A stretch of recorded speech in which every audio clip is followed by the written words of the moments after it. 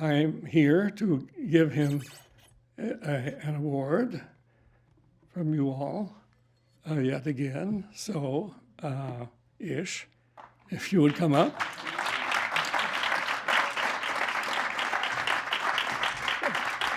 Fantastic. Thank you. Thank you. Do I say something? Yeah, now you say something. Oh. And I think I get to go behind here. Oh, okay. Now you're here, and I'm Okay, here. right. Thank you so much, Jim. As Michael has alluded to, I've been given some pretty crazy and wonderful awards for my writing of books. This is the first time in my life I have won an award for anything to do with movies.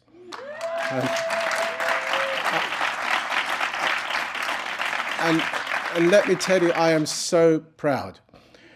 I also feel a total imposter. The valiant attempts to kind of make it look like I've had a big career in movies. I'm a tourist in this art form. I've been incredibly lucky to have been able to write this recent screenplay, but I'm very aware tonight I am receiving this alongside incredible people who have mastered cinema in all its various forms, from documentary, acting, the narrative film. So I do genuinely feel some kind of weird imposter syndrome here, but nevertheless, it doesn't diminish at all from my gratitude. I would just like to say three things, kind of related. First of all, I want to pay tribute to James Ivory and his two close colleagues with whom he made fantastic movies for over 35 years. That's Ismail Merchant and Ruth Prava Javara. Now, many of those, almost all of those, were adaptations of novels, I would say. And I think this is a very interesting thing. The screenplay I've just written for a living is an adaptation, but not actually of a novel. It's from the old Kurosawa film. I think adaptation is a very interesting thing because my experience of it is that it's a strange, almost paradoxical kind of thing you got to do between being passionately reverential towards the actual source material. You've got to love it. Otherwise, it's not worth doing. You've got to love it deeply. And yet, when you're adapting, you've got to actually have some sort of cold part of you, a ruthless part of you that says, no, ditch that, do without that, change that around. And I think this is a very strange balance that you got to strike.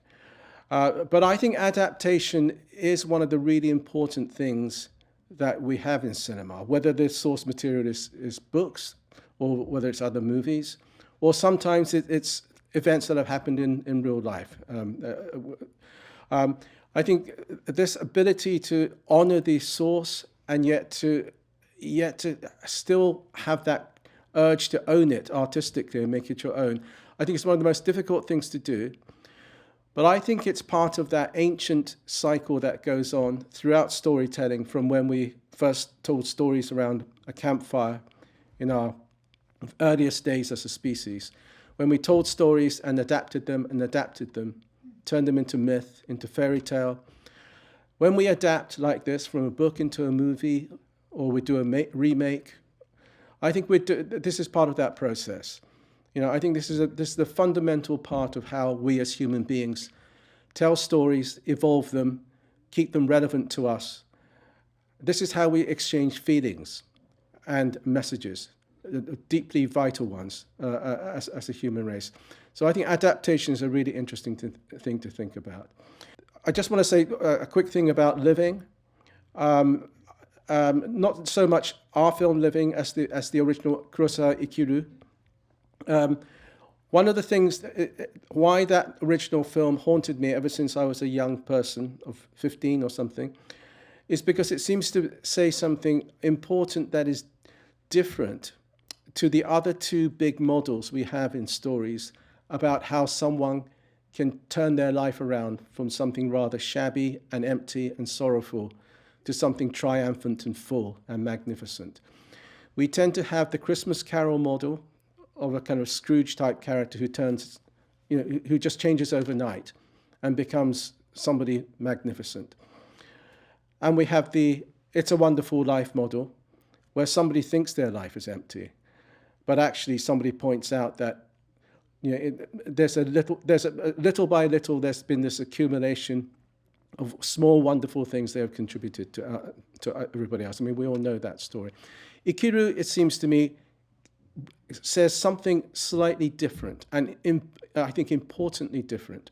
And this is why I was so passionate about trying to bring this story again to another generation.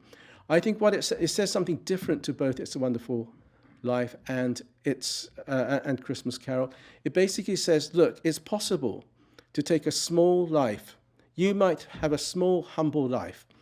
You're never going to turn your life around to become a superstar overnight or something amazing overnight. You have been dealt a certain hand by life. But even within those perimeters, you can make a supreme effort and make an ordinary life magnificent. Even if it's still a small one, you can do something to flip it from being something empty and shallow to something full and absolutely wonderful. And I think that message is a really important one for people today. And it really touched me when I was young, and I thought my life was going to be ordinary, but it could still be magnificent. One last thing I want to say, and it's a question to you tonight. It just came to me while I was listening to Michael Barker earlier on, when he was talking about film's ability to stay with you and haunt. This is something that I've asked myself over and over again, both as a fan of movies and as somebody who creates stories on the page. We have so much energy and time and discussions about technique, about how you hold an audience's attention while a movie is playing, how you grab the attention and don't let it go, you create suspense. So much effort goes into that when people are making a movie. But what is it that makes some movies linger long, long after the viewing? And some movies that we have really enjoyed while the film is running, but they just vanish and they don't stay with us. What is the magic ingredient that means that some films haunt for days, months, sometimes for your, as Michael said, for your entire life? They become a part of you. If somebody could tell me this, I'll be so interested. If we could bottle this, and then we can bring it out every time we create another story. But what is it? I keep stopping people in the street and asking this, and nobody gives me an answer. So, but I'm just asking you. I haven't got an answer, but I think it's so. This is the magic ingredient. Why some things they hold your attention, but not only that. They linger and linger, they become part of your life. What is it that does that? That's a big question for me. If any of you knows the answer, please tell me afterwards. Thank you very much indeed.